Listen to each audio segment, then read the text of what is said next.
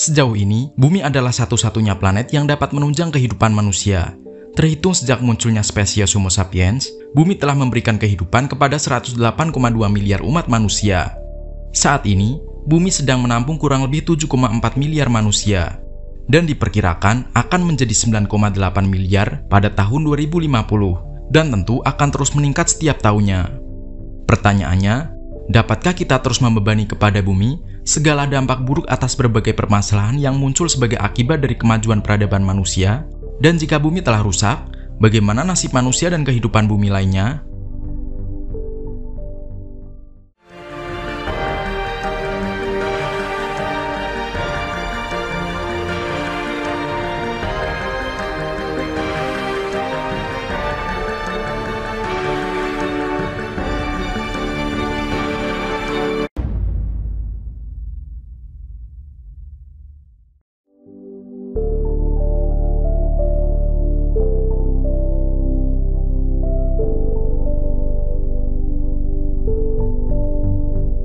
Di lain pihak, Bumi dengan segala kesibukan di dalamnya hanyalah setitik debu dalam luasnya alam semesta. Betapa tidak, jika Bumi hanyalah sebuah planet dalam setidaknya 2 triliun galaksi yang teridentifikasi, alam semesta sendiri diperkirakan membentang ke semua arah dalam ruang seluas 92 miliar tahun cahaya, tanpa batas dan akan terus semakin meluas dimulai sejak 13,8 miliar tahun yang lalu. Jika hasil studi menyebutkan bentang alam semesta yang begitu luas, dengan jumlah galaksi yang berhasil diidentifikasi berada dalam kisaran yang begitu fenomenal, maka mudahlah bagi kita untuk menggambarkan bahwa alam semesta sebenarnya bersifat tak terbatas. Hal ini semata-mata untuk menunjukkan keterbatasan manusia dalam menginterpretasikan luas alam semesta dan karakteristik kandungan isinya dengan presisi disertai bukti, serta ketidakmampuan manusia untuk menjelajah keseluruhan dan batas alam semesta, paling tidak untuk saat ini.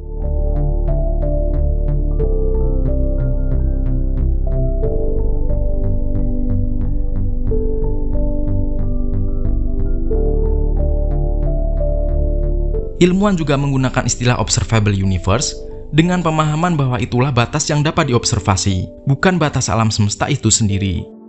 Satelit NASA, Wilkinson Microwave Anisotropy Probe, memberikan fakta bahwa luas alam semesta juga terus berkembang sejak terjadinya Big Bang.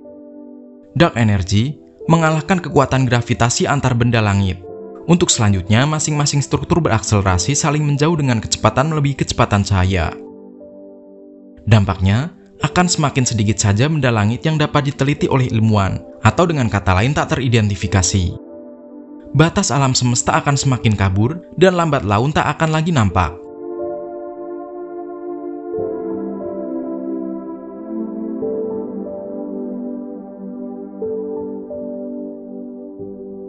Penggambaran luas alam semesta ini belum memperhitungkan riuhnya diskusi sebagai konsekuensi ilmiah dari perkembangan ilmu quantum mechanics, yaitu multi-universe. Alam semesta kita adalah bagian dari alam semesta lain, untuk kemudian menjadi satu keluarga besar dalam alam semesta. Semakin membingungkan memang, tapi begitulah adanya. Hipotesis multi-universe belumlah terbukti, namun demikian, kebenarannya lambat laun pasti akan segera terkuak. Sangatlah logis ketika Stephen Hawking menyimpulkan bahwa kemungkinan adanya alien dalam alam semesta sangatlah tinggi. Mars telah terbukti pernah mempunyai air sebagai salah satu sumber utama kehidupan. Pada 2020 ini, NASA dan ESA akan bersama-sama menggali lebih dalam untuk mengkonfirmasi ada tidaknya kehidupan pada masa lalu Mars dalam program ExoMars. Selain Mars, keberadaan air sebagai bahan dasar penyangga kehidupan juga teridentifikasi terdapat pada beberapa tempat lain di tata surya.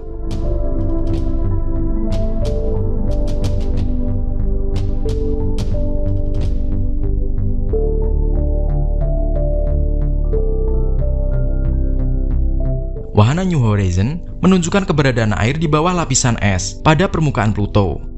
Planet Katay lainnya yaitu Ceres juga serupa. Ganymede dan Europa bulannya Jupiter juga memiliki air. Jika pada Ganymede air berdiam pada lapisan bawah permukaan, lain halnya dengan Europa, yang sesekali menyemburkan uap air dari permukaannya. Begitu juga dengan Enceladus, yaitu bulan alami Saturnus. Selain keberadaan air di planet Katay, dan bulan planet, air juga ditemukan di komet. Semisal komet Churyumov-Gerasimenko yang telah diteliti oleh wahana Rosetta. Keberlimpahan air dalam benda-benda langit memang tidak serta-merta memberikan kehidupan. Namun tidak dapat dipungkiri bahwa tanpa air, maka kemungkinan munculnya kehidupan serasa mustahil. Bagaimana dengan kemungkinan kehidupan di luar sistem tata surya kita?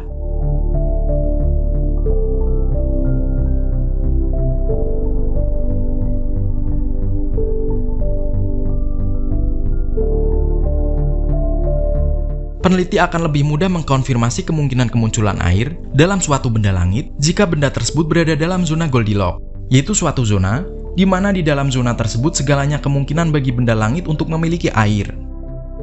Di observasi menggunakan teleskop European Southern Observatory, bintang terdekat dengan matahari dengan jarak 4,2 tahun cahaya, yaitu Proxima Centauri, ternyata juga memiliki planet dalam zona Goldilocks, yang dikenal dengan nama Proxima b. Hal ini memicu keingintahuan yang lebih besar bagi ilmuwan untuk meneliti. Terlebih akan segera beroperasinya dalam beberapa tahun ke depan teleskop baru, semisal Giant Magellan atau GMT atau James Webb Telescope, yang memiliki kemampuan lebih baik untuk meneliti habitable planet daripada teleskop yang ada saat ini.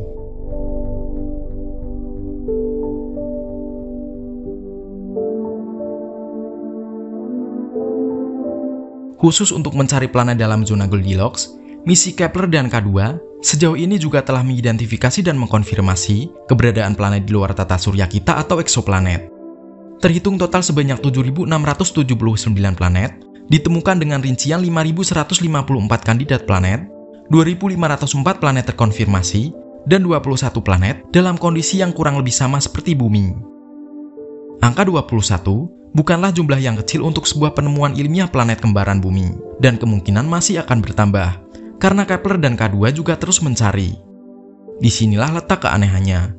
Dari sekian banyaknya kemungkinan sistem eksoplanet dan kondisi yang memungkinkan adanya kehidupan, ilmuwan sama sekali belum menemukan adanya kehidupan di luar bumi, baik mikroorganisme primitif maupun makhluk cerdas yang kita sebut dengan alien.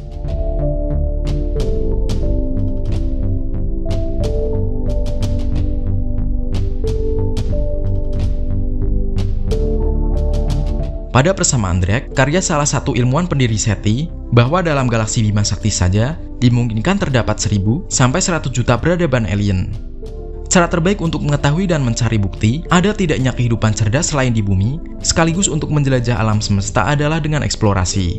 Lebih tepatnya adalah dengan mencari, berkomunikasi, dan mengunjungi. Hanya dengan menghitung kemungkinan secara statistik tidaklah memberikan jawaban pasti. Eksplorasi adalah jawaban. Eksplorasi juga menjadi sebuah keharusan, selain untuk kepentingan ilmu pengetahuan, juga untuk mengantisipasi ancaman kepunahan massal di masa depan. SETI adalah tempat yang tepat dengan misi khusus untuk menjawab bukti ada tidaknya kehidupan selain di bumi.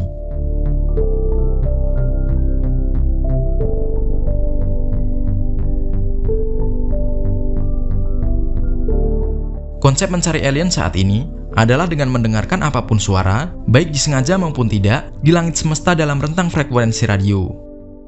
Misi signifikan lainnya dalam usaha mencari alien adalah proyek Berthold Listen, sebuah misi dalam satu wadah proyek ambisius, Berthold Initiative. Alih-alih mengobservasi 1.000 bintang terdekat, seperti yang dilakukan SETI dalam Phoenix Project, proyek Berthold Listen akan mengobservasi 1.000 bintang terdekat dengan bumi.